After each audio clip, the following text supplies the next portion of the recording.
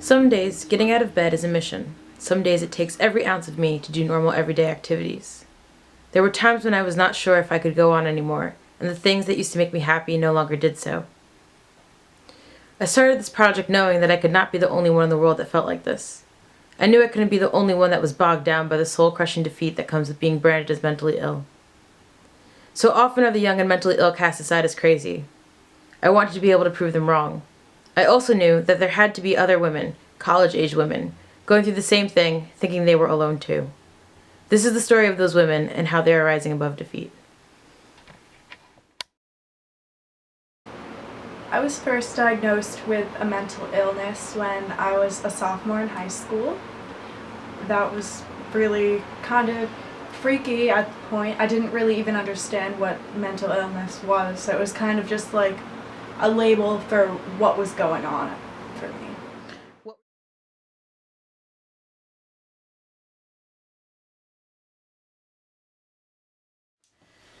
I first found out that I had a mental illness about 8 months ago. I was diagnosed with bipolar 1 disorder, and it really changed my entire life.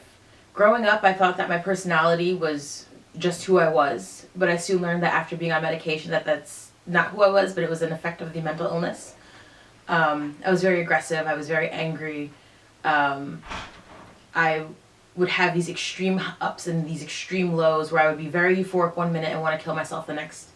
It was a very hard time in my life, and I just thought it was a normal, everyday teenager thing. I didn't really understand.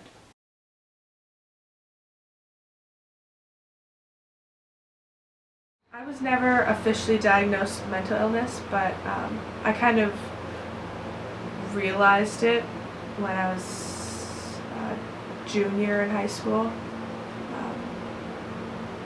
I'd been like cutting myself for 5 years at that point, so I mean, you know.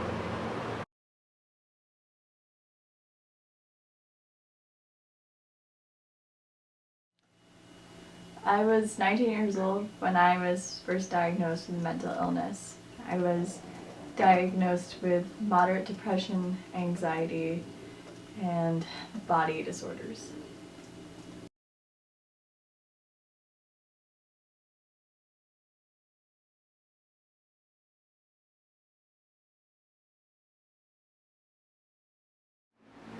Having a mental illness has affected my life in the way that it completely flipped it upside down and kind of just made me have to re-examine a lot of things.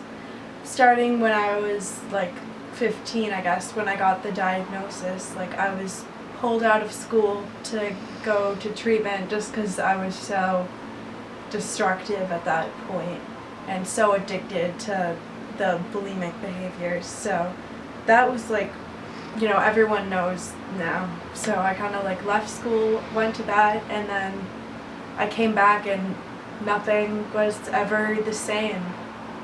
It was always in my life at that point. Having a mental illness impacted my life a lot because my self-destructive behaviors started seeping into other aspects of my life without me even really noticing it. Like I was dating people who weren't nice to me, and I was using that as a form of self-destruction on top of everything else that I was doing. I was failing out of school and didn't even really care about the whole like future thing. I didn't even really even consider the fact that I might actually be alive after like 25. So Being mentally ill has affected my life in that every time I take on a new friend, or when I first started dating my boyfriend in sophomore year of college, I feel like I have to unload everything on top of them, and then I feel like I'm burdening them so much with every responsibility that I feel like I have to almost give them in order for them to know what they can do or not do around me.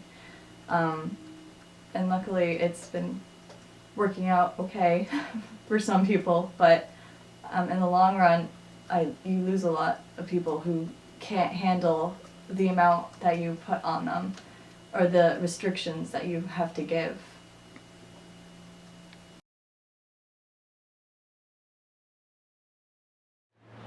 I think a really big stigma that's attached to cutting is that we're like crazy, because I mean, most people don't feel the need to physically hurt themselves to feel better, but it's not crazy, it's just a bad coping skill, and I think that's really important because it's not talked about ever. And I think the more we don't talk about it, the more likely that like kids and more people are gonna start doing it, because they don't recognize how bad it can turn into.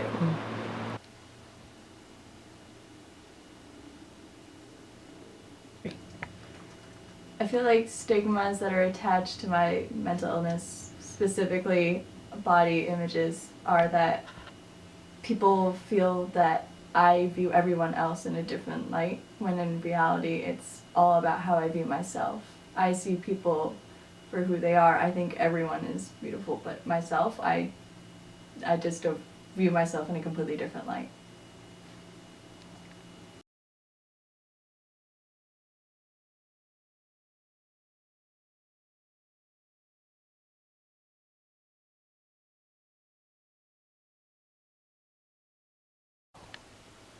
I am not currently on any prescription medication, but I smoke weed to get rid of my anxiety and depression.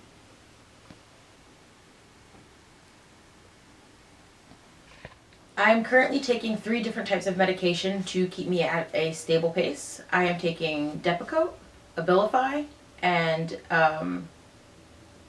Metformin, which is to keep my weight down from the weight gain that Depakote brings on. Depakote and Abilify are mood stabilizers, and they make sure that I don't swing out of control violently.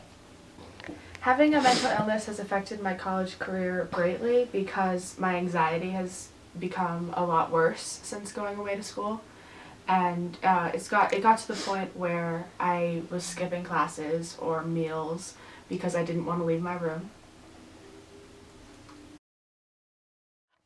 Having a mental illness has affected college life for me in pretty drastic ways.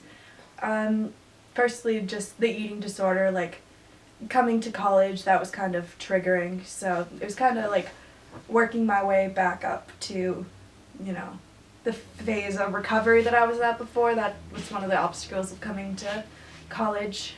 And then, I mean, with my ADD, or ADHD, I guess it's just that when I don't really pay attention when I don't take my meds and I don't do my homework, so yeah, that's not good. Being mentally ill affects my schoolwork when it comes to getting down to work. I usually push things off until the last second, and then usually the night before is usually when I do everything. And that is really different when I have anxiety and depression at the same time. I start to panic at the last second, and that's when everything really hits me, and when I really actually start to work. And a lot of the times I have the capacity to get it done in all-nighter sessions, but I really can't pull through with my best work, and a lot of professors don't understand that if I'm given something 3 weeks beforehand, I will usually not have the capacity to get it done. Having a mental illness and being in college has really affected the way I approach my homework, the way I approach my course load, and the way that I schedule my day. I know what I can handle and what I can't handle, so I try to make sure that as much free time as I have possible goes to what counts. And I have to make sure that I have me time, because without me time I start to get really depressed and really sad. And by me time I just mean enough time where I'm not doing homework to kind of sit there and relax and regroup my feelings and my thoughts.